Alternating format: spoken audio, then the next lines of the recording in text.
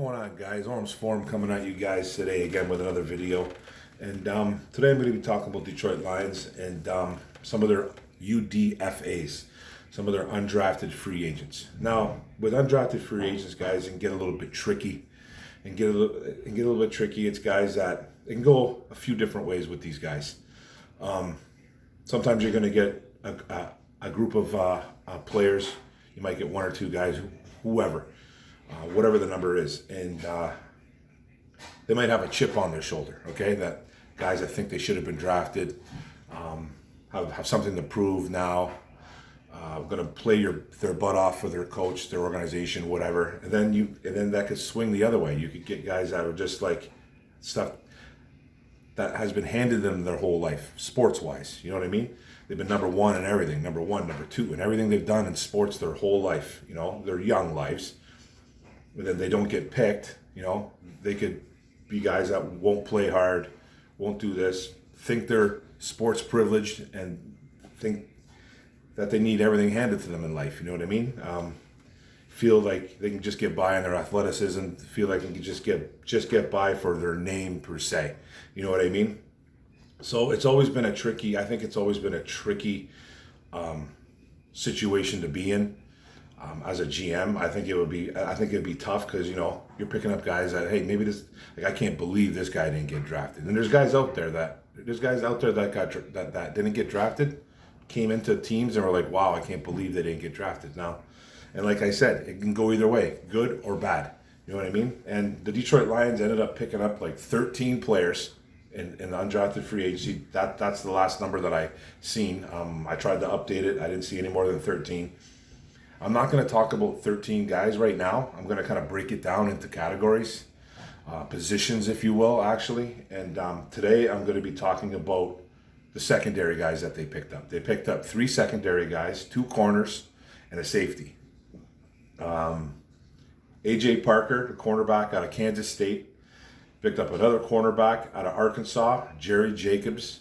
Then they picked up another DB/safety, Deangelo Amos out of Virginia.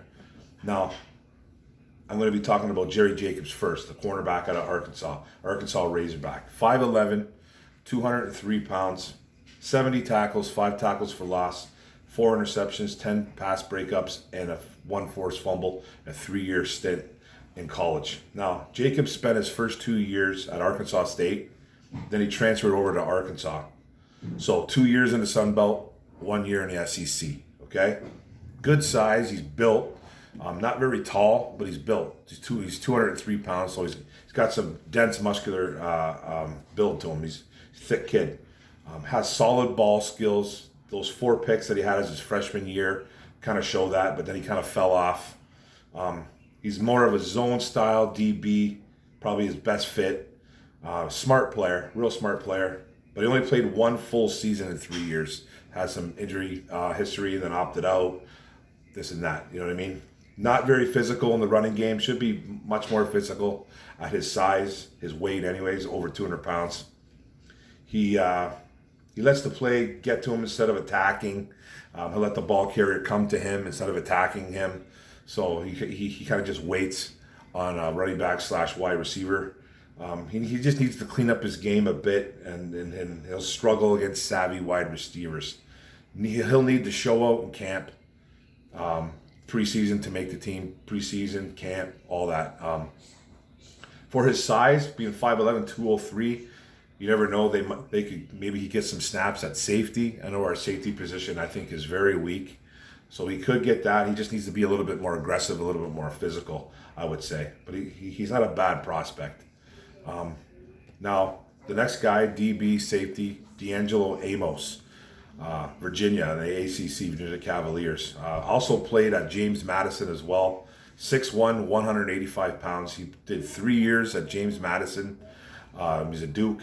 Then 1 year at Virginia as a Cavalier.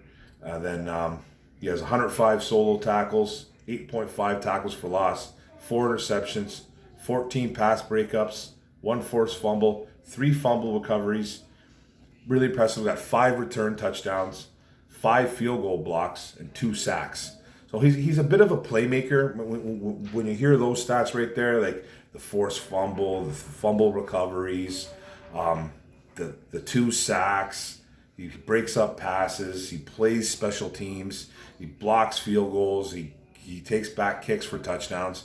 That's a playmaker to me. This is probably my favorite undrafted free agent pickup out of the secondary unit. He screams playmaker. You know what I mean? Now, he's a heady safety on the field, sure tackler, plays smart in the field. He'll read the quarterback and wide receiver's eyes. He's really good with that. Excellent returner and special teams ace. That's going to get you a position on an NFL team. You can play special teams, you're going to make an NFL squad. He'll leave a little bit too much cushion at times with wide receivers, tight ends, running backs. He kind of gives guys a little bit too much room. Not the best in man coverage. He needs to work on that. He lacks the range, but he has the length at 6'1". He could become a special team stud at worst. This is a guy that I think is going to make the team at special teams for sure. I'm not going to guarantee it, but I just think he'll make, if his resume holds true to what he's done in college, I think he has a great shot at making the roster. And especially in our DB room, which is very young. They'll just add another young guy. We don't really have a leader over there. But his special teams really stands out. One of my favorite undrafted free agent pickups by Detroit Lions. I kind of like this guy a lot, man. So then there's the last one, guys. Cornerback AJ Parker, Kansas State Wildcats, 5'11", 182 pounds. Played at about 178 pounds in college. Gained some weight for his pro day. Now, 145 tackles, 8.5 tackles for loss, 6 picks, which is nice. A touchdown as well added to that as a return. One touchdown, 17 pass breakups in a 4-year stint. Real good ball skills and recognition on the field. Plays zone and man very well. Even for being a smaller cornerback, he's not afraid to get physical. He can run with most wide receivers. A closer, he'll make plays on the ball. He has some weaknesses. Needs to work on his footwork though. Needs to work on his tackling. Will kind of slip off tackles, not wrap up.